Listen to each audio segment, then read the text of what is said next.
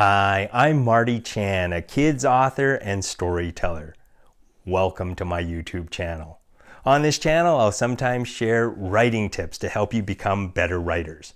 Other times, I'll talk about the personal stories behind my books so you can see how real life can inspire stories. And sometimes, I'll share folk tales from the place my family comes from, Morinville, Alberta, Canada.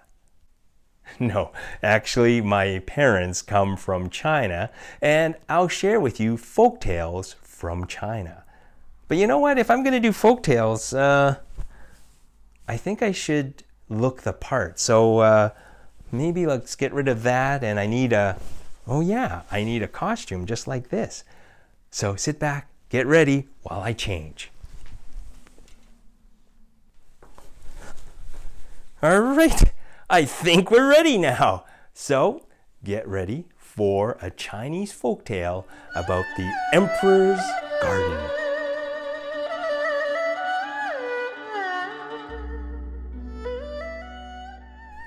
Long ago and far away in the kingdom of China, there was an emperor who was known and loved throughout the lands for his passion for justice and his incredible wisdom. He was also famous for his green thumb. For you see, when he wasn't busy ruling the kingdom of China, he was in the palace garden planting seeds so he could grow his beautiful flowers, his azaleas, his chrysanthemums. Now, the emperor was getting on in years, and it was time for him to step down from his throne and let someone else take his place. But the emperor had no family of his own. He had no children to pass the throne on to. And that was quite the problem, for he needed to pick the right leader to take care of the kingdom of China.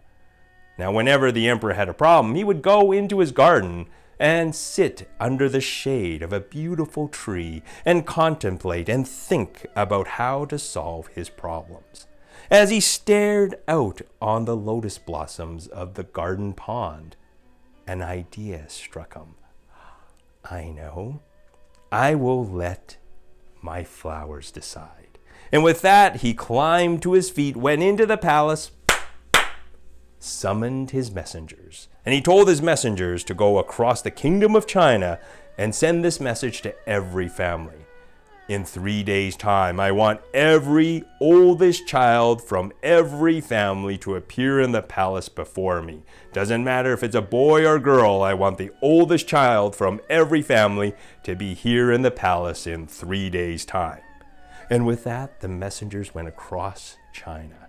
And in 3 days, the oldest children of China appeared in the palace before the emperor.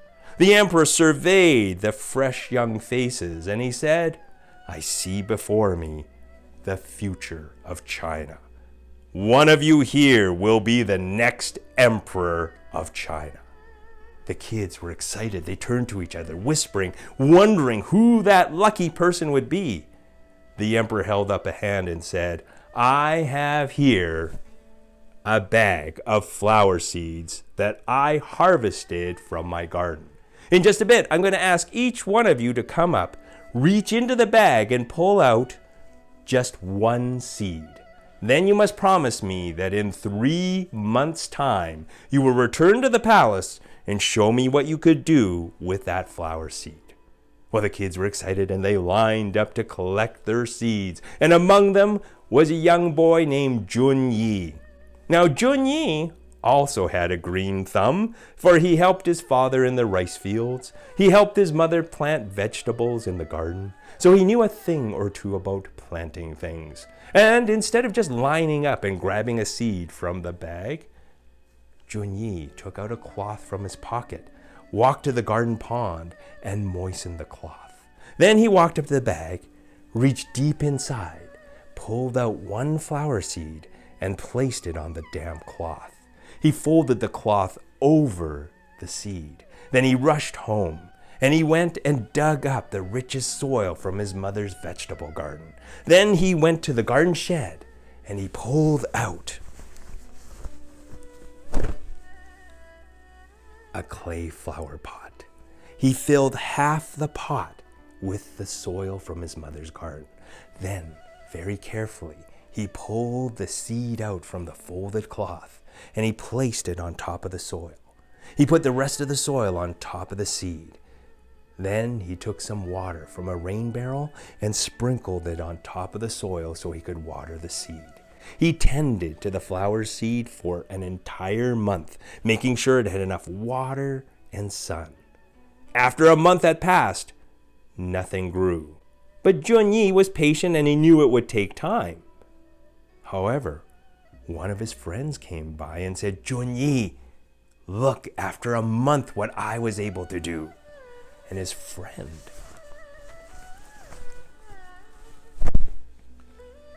showed him a sprout coming from his flower pot. Junyi was happy for his friend, but he was worried about his own flower seed, wondering why it wasn't growing. So he redoubled his efforts and made sure there was enough water and sun for that seed for an entire second month. But after that month had passed, still nothing grew from Junyi's flower seed. He was patient and he knew it would take time. But another friend came by and said, "Junyi, it's been 2 months. Look what I was able to do with my flower seed."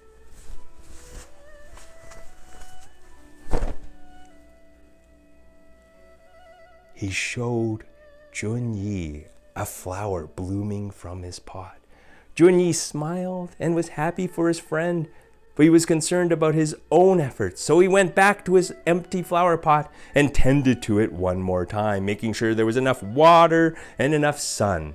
But after 3 months' time, this is what Junyi had to show for all his efforts.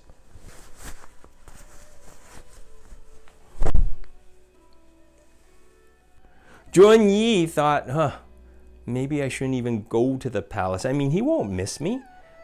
But he had made a promise to the emperor and he always kept his word. So Junyi joined the parade of kids headed to the palace. Now all the other kids had beautiful flowers in their pots. Only Junyi had an empty one. Now when all the kids were gathered in the palace, the emperor walked up and down the rows of children admiring the beautiful flowers they had in their pots. But then the emperor noticed the boy with no flower in his pot, and he walked directly to Junyi and he asked, "Young man, where's your flower?" Junyi said, "I'm sorry. I took that seed from your garden. I spent 3 months trying to give it enough water and enough sun, but no matter how hard I tried, I couldn't make a single thing grow from that flower seed. I almost didn't come here today because I had failed, but I made a promise to come back to the palace in 3 months and show you the best that I could do, and unfortunately, this is the best I could do." The emperor smiled and clapped his hand on Junyi's shoulder and said, "Well, the best you can do is exactly what China deserves. You shall be the next emperor of China." All the other kids were confused. They began to whisper. They began to question, why does the boy who failed to grow a flower deserve to be the emperor? The emperor raised a hand for silence and he said, "I can see your confusion, but let me explain to you. I need 3 qualities in the next emperor of China. And this boy clearly demonstrates all 3 qualities.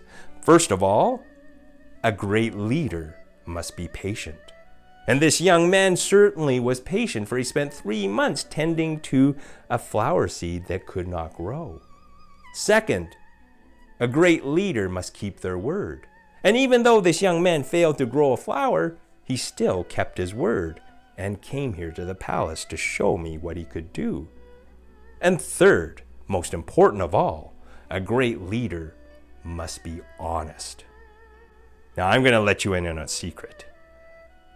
Those flower seeds that you all had taken from my garden, before I gave them out, I had those flower seeds boiled in hot water, so nothing could grow from those flower seeds.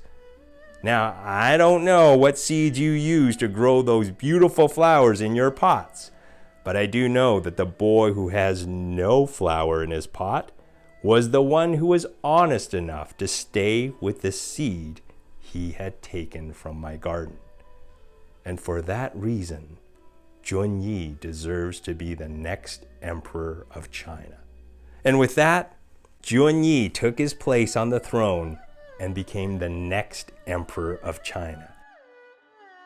They say that Junyi was the best emperor of all. He was fair and he was honest. And to keep himself honest, Junyi kept an empty flower pot beside his throne to remind him exactly how he got there. That is the story of the Emperor's Garden. I hope you enjoyed that story, and I hope you subscribe to my YouTube channel and tune in for more stories just like this one. I'm Marty Chan. I hope you have a great day. Take care. We'll see you around.